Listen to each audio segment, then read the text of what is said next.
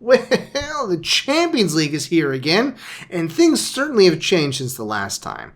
We'll chat about the wild new format for the expanded, some might say, bloated tournament, and pick some wins, losses, and draws across the count of 1 to 3 days and 18 matches of UCL action today on Coffee with a Kick. Hello and welcome back to Coffee with a Kick for our first Champions League episode of the season.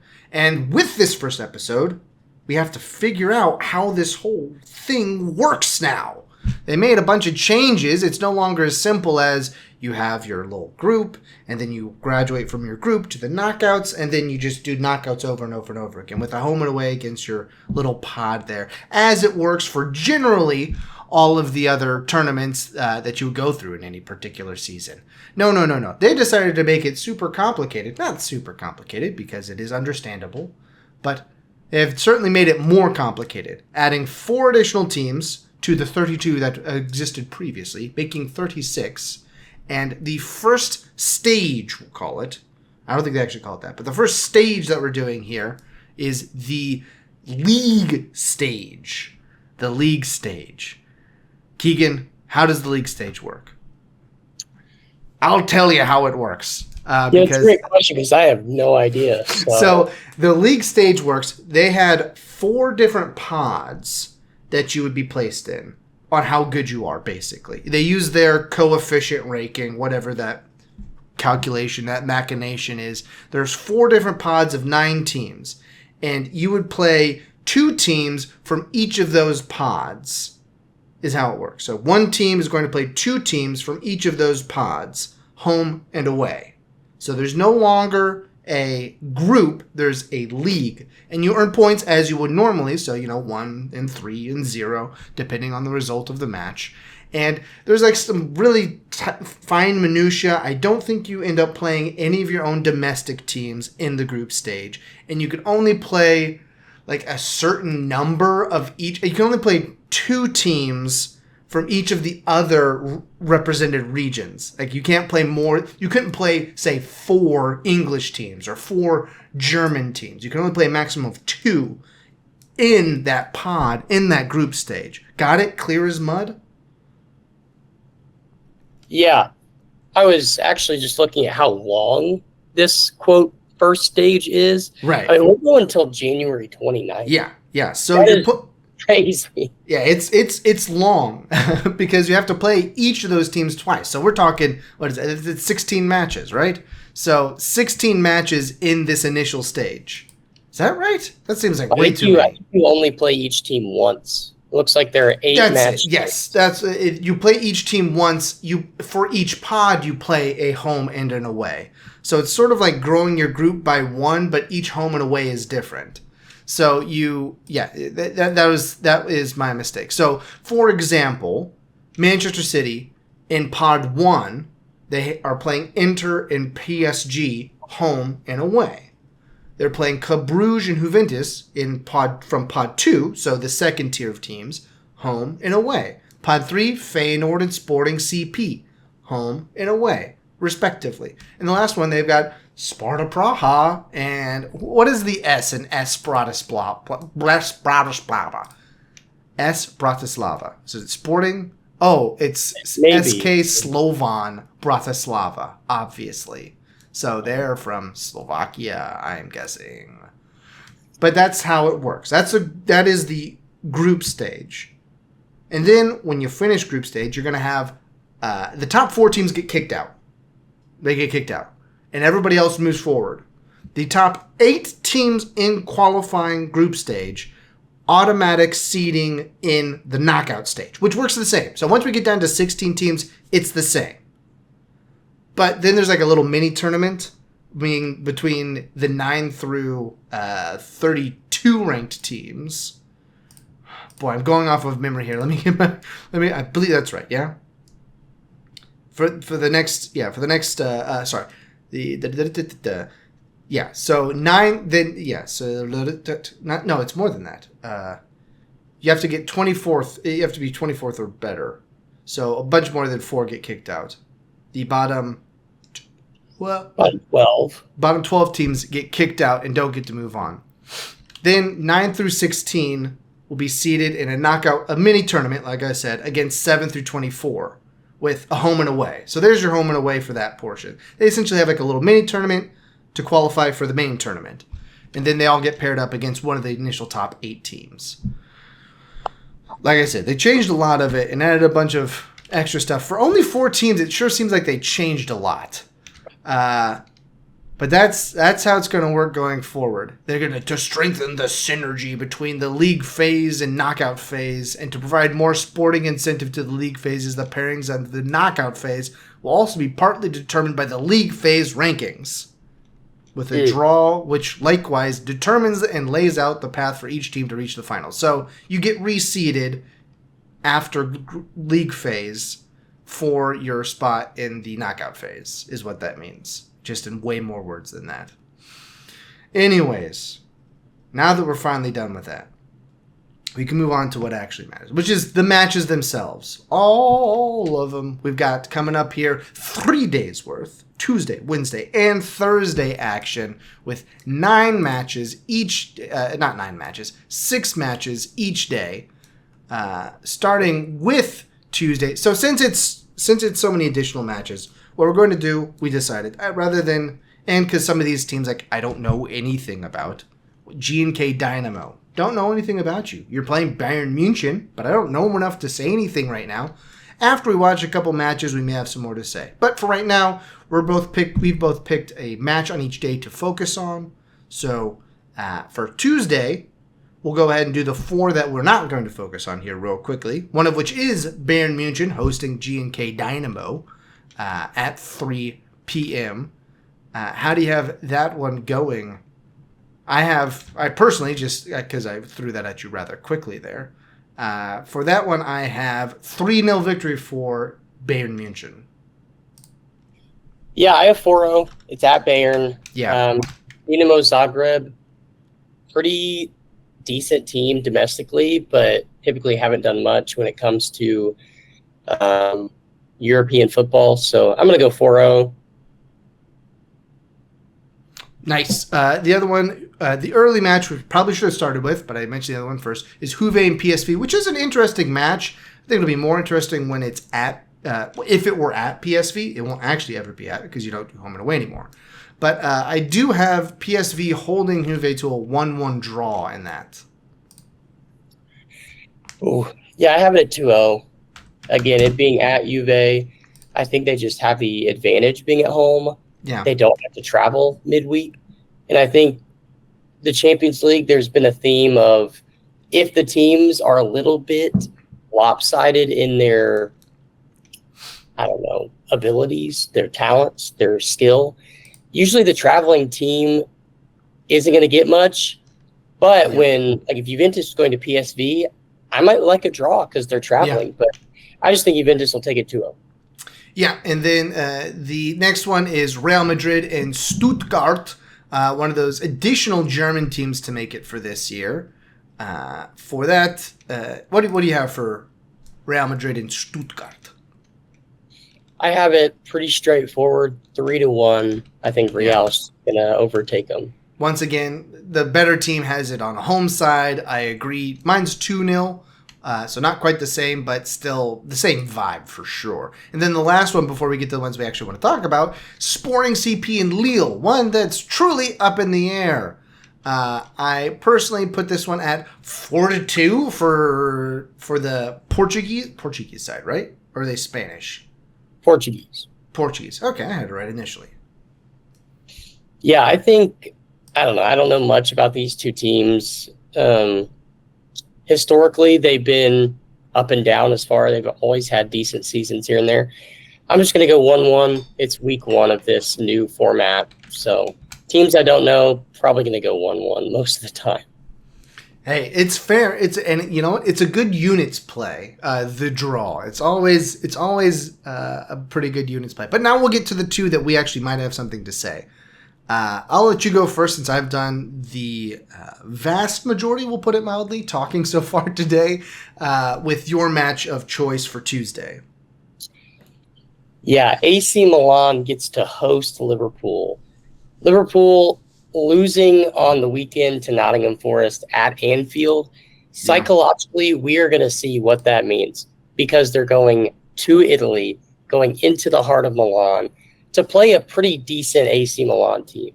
Hmm. So I don't think Liverpool can squeak out a win. I don't think they're going to lose. I think it's going to end up being a 2-2 draw because Liverpool's got to figure something out. They may overcompensate because they lost just to kind of like get the attack moving, try and assert their Liverpool style again. But this will be a true test of adversity for Arne Slot, and we'll see how they're different from Jurgen Klopp teams. I'm actually a little bit more optimistic for them. I think that they will. I mean, losing to Nottingham Forest and in the way that they lost, like they didn't look very good. I think that they bounce back here in the midweek and take it 3-1 actually away, which would be quite an impressive feat. You don't feel great about it with how they performed this weekend, but I picked it 3-1, so I'm sticking with it. I'm sticking with it this time. And then for my pick of the week, Young Boys host Aston Villa. Aston Villa's first Champions League action in quite a while. They had a great come-from-behind victory over the weekend. Well, I mean, great. They're playing Everton, so it shouldn't have been a come-from-behind victory. But still, a gutsy 3-2 victory coming from behind. Now, the problem that they have, as we saw with City last year, is you go to Young Boys, there are those Swiss boys up in the mountains. You know, a lot of England doesn't have a lot of altitude, whereas Young Boys, they're up in Switzerland, and it is the Alps there. And sometimes the English teams struggle when they go and play at Young Boys when they shouldn't. So I've got this actually going as a 2-2 draw.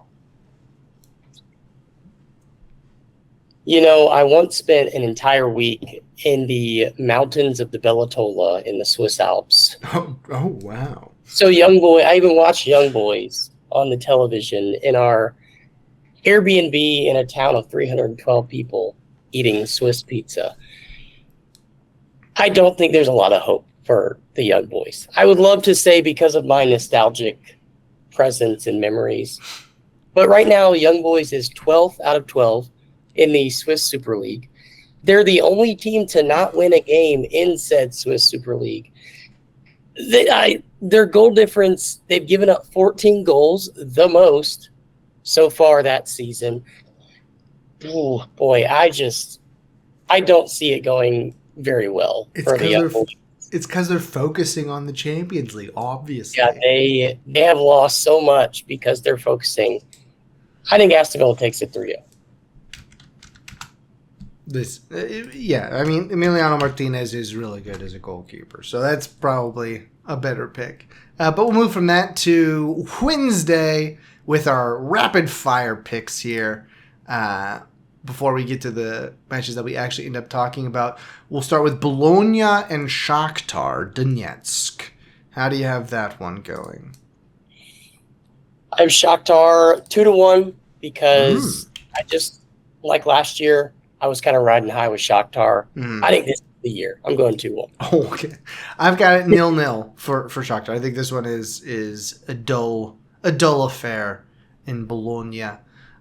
Then to Sparta Praha. I don't know where they're from versus Salzburg.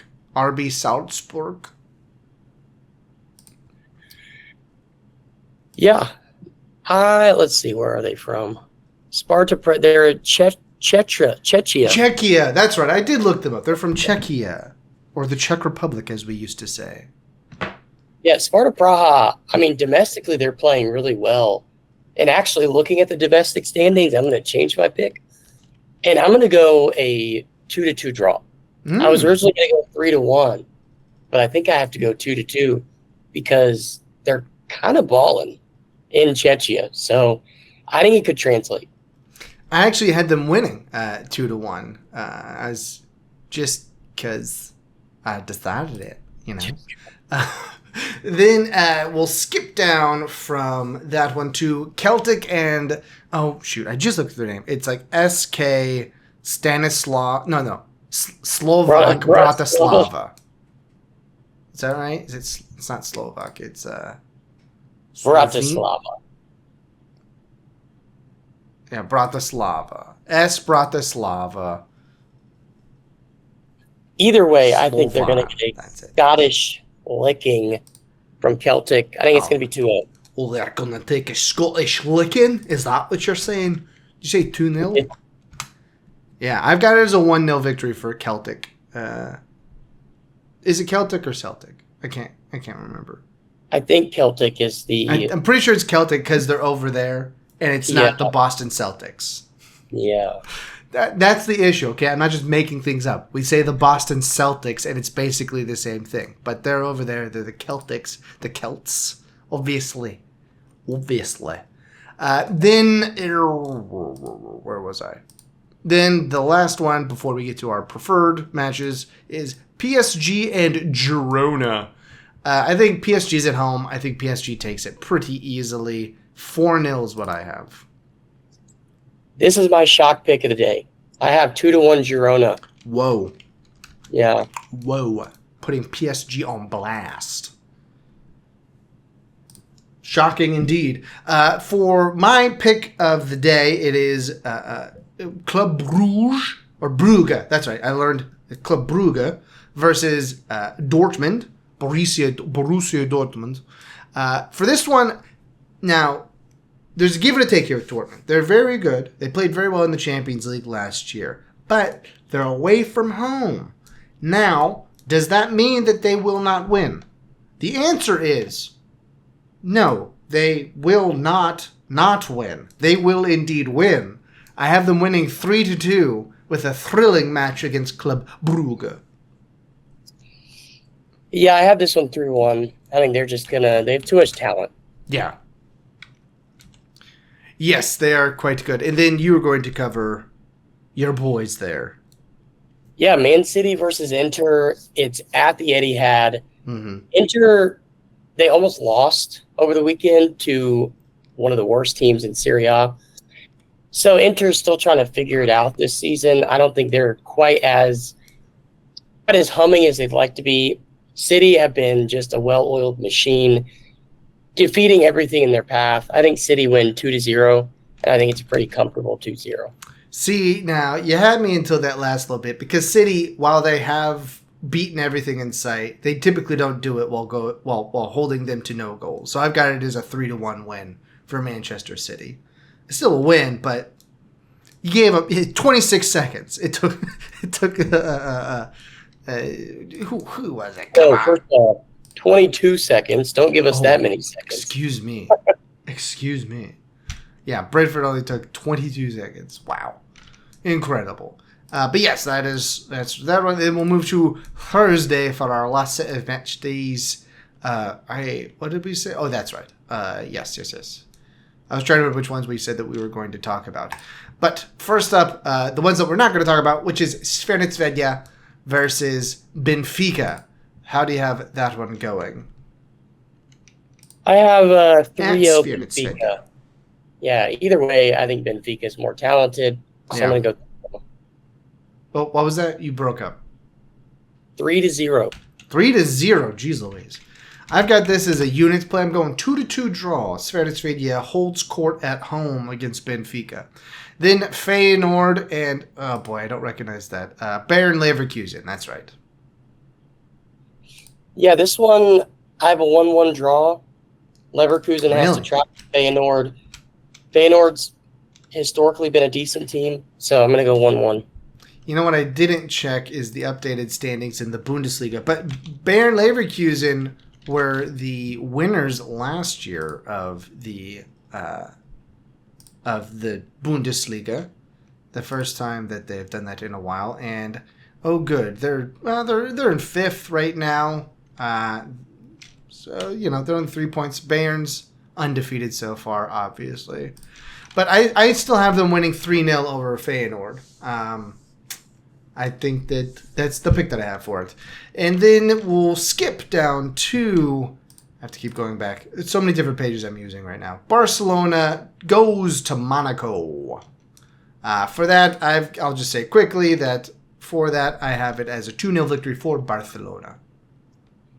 Yeah, Barca's been on a roll. They've won a game 6-1 and 4-1 back to back. So I think they take it 3-0 against Monaco. And then for the last one, before we get to our preferred matches, is Brest and Storm Graz. No idea. I have no idea about this one. I don't know where either of these teams are from. They're both vaguely European names. Storm Graz kind of sounds German, but I don't think Graz is a German thing. And I don't recognize them from the Bundesliga. I've got Brest winning 2-0 is what I've got. You were close. It's Austrian. So that's why it sounds German, but only sort of German. Yeah. And Stade Brest is in Ligue 1 with PSG and Monaco. Mm-hmm. They're kind of one of those teams that just like really snuck in. I don't have a lot of hopes for either of these teams. I have it 0-0. I'm gonna take the units play. I think both these teams got in through qualifying, if I'm not mistaken, through the qualifying tournament. I'm not. Maybe Sturm Graz got in for the Austrian domestic league. I guess I don't know. Whatever. on to our actual picked matches. I'll start off with Atalanta and Arsenal. I don't have a lot to say about this one. Arsenal has to travel, so they have to go away. There's still a better team than Atalanta. So I do have them winning 1-0. It's just Arsenal is good, and David Raya is playing very well right now as their goalkeeper. Yeah, I'm gonna go 1-1 with the travel, the short week. Arsenal's also gonna have to be looking over their shoulder to City this upcoming weekend. Yeah. So I think to City as well. Yeah, all those things at play. I really do think that it's gonna get them. So I'm gonna go 1-1. They're not gonna lose, but they'll drop some points. That'd be disappointing. And then for your final one, you've got Atletico Madrid versus RB Leipzig. Yeah, this one, kind of two teams that have clashing styles. You have Atletico Madrid, who wants to just defend the life out of you and then get some counterattack goals. Leipzig really wants to hold possession and like get out and about constantly. I think this one's going to be actually a very exciting 2-2 draw. And as much as I hate to say it, I think Julian Alvarez will get a goal. But I just think that neither of these teams, there's not a lot of give. Both, I think, are third in their domestic leagues. Both teams are very good. So Atletico, I think, will be kicking themselves not getting the 3 points. But Leipzig, I think, is good enough to get the draw. Well, I've got it as a 2-0 victory for Madrid, Atleti. So I don't think that Leipzig will be able to. I think that they will have that possession, but they won't be able to get past that defense. But that's the first lengthy breakdown of the, what is it called? It's the, not the group stage, the league stage. There we go. League stage of the new Champions League format. So many matches. We'll break them all down on the other side of these bits of action. Anything you want to say before we get out of here? No, it'll be interesting to see what the wear and tear is on teams, because you've already seen multiple coaches, multiple players come out and say that adding games to the Champions League just makes it so much worse. And then even domestically in England, they've added rounds to, I think, the FA Cup. I don't think it affects the bigger teams, but it does affect teams at some point of just playing over and over and over again. So I don't know, all these games back to back, I think, will start to affect teams that don't have any depth, especially like at Aston Villa, where it's their first crack at it. You wonder how it's going to affect them domestically, and you kind of have to pick and choose at some point which one do we focus on. So I don't know how to look, but I think it will play a part come Champions League round 4, round 5. You'll kind of start to see that wear and tear pay off. And teams start to kind of go down a little bit. It makes the league stage really important, because if you can lock in one of those top 8 positions and avoid those 2 matches in between, and it'll help you immensely in getting, having just a little bit of time off, getting some time off there outside of the, I mean, even for international break, they're going to go play internationally. And I made a joke that this international break wasn't that important. It wasn't that important for the U.S. and for Mexico and for Canada because we're automatically qualifying. Other people, the World Cup is not too far away at this point. People are qualifying for the World Cup right now. I mean, Brazil's currently kind of on the fringes of not making the World Cup. They have some work to do. And Argentina lost for the first time in 70 billion years or whatever it is as a national team. So other countries are like relying on their players right now during those international breaks. And it's going to be, it's a lot. And it's even more than it used to be. And it used to be a lot. So, an interesting dynamic for sure. And we'll see if Aston Villa can hang with the big boys that they want to hang with, So that brings us to the end of this one here. And until we see you with our, I think the recap episode comes out next, very shortly, possibly. I don't know. We'll see. In the meantime, why don't you go ahead and grab your coffee, watch some soccer, and we'll see you on the other side. Aloo.